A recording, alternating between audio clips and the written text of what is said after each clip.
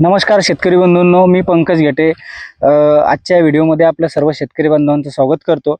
तर शेतकरी बंधूंनो, आज आपण बघणार आहोत का ते म्हणजे वनस्पतीच्या वाढीसाठी आपल्याला 16 अन्नद्रव्यांची गरज असते। त्यामध्ये कार्बन, हायड्रोजन, ऑक्सिजन हे आपल्याला निसर्गतः मिळतात। त्याच्यानंतर येतो विषय तो म्हणजे NPK, ज्याला आपण मुख्य अन्नद्रव्य म्हणतो।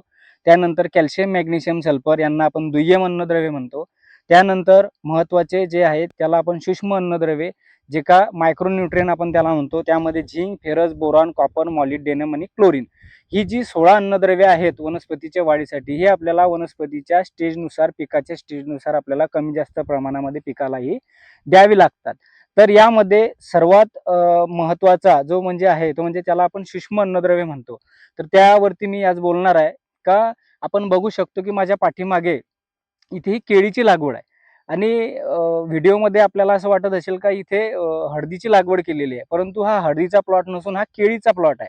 तर शेतकरी बंधूंनो, ह्या प्लॉटमध्ये बसलेला असताना आपल्याला वाटतंय की इथे जे पानं जे पिवळे पिवळे झालेले आहे, तर ही फेरसची डेफिशियन्सी आहे। जे का सूक्ष्म अन्नद्रव्य ज्याला आपण मायक्रोन्यूट्रियन म्हणतो, त्यामध्ये फेरस ज्याला आपण लोह म्हणतो, त्या लोहाची डेफिशियन्सी म्हणजे फेरसची डेफिशियन्सी हे आपल्याला पानावर सर्वत्र दिसते।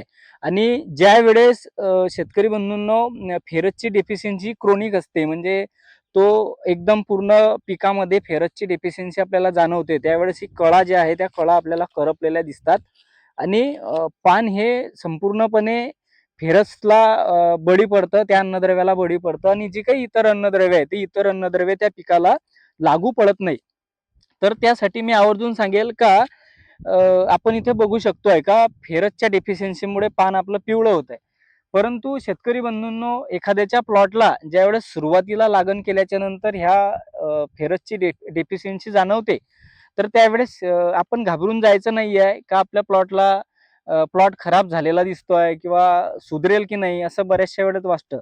परंतु मी आवर्जून सांगेल का इथे आपण बघू शकतो का इथे हे जे आहे हे चुनखडीचं क्षेत्र आहे।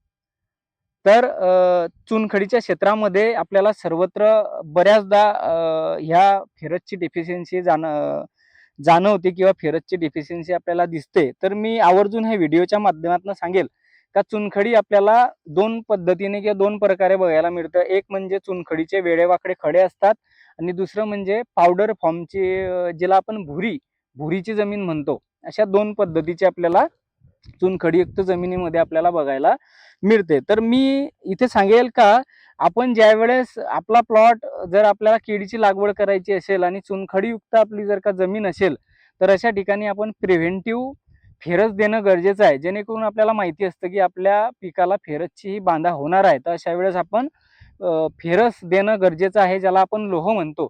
तर शेतकरी बंधूंनो, मार्केटला बरीचशी कंपन्यांची फेरस ही उपलब्ध आहे। तर अशा ठिकाणी आपल्याला जमिनीमध्ये चिलेटेड स्वरूपातलं फेरस देणं गरजेचं आहे।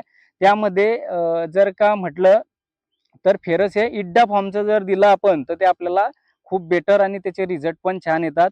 अशा वेळेस शेतकरी बंधूंनो, आपण जे काही ॲप्लिकेशन आहेत तर ते ॲप्लिकेशन आपण असे केले पाहिजे। ह्या व्हिडिओच्या माध्यमातून मी सांगेल का आज आपण फेरस डेफिशियन्सी जी आहे त्या फेरसच्या डेफिशियन्सी आपण हा आजचा व्हिडिओ तयार करण्याचा एक प्रयत्न केलेला आहे आणि इथे थांबतो। जय जवान, जय किसान।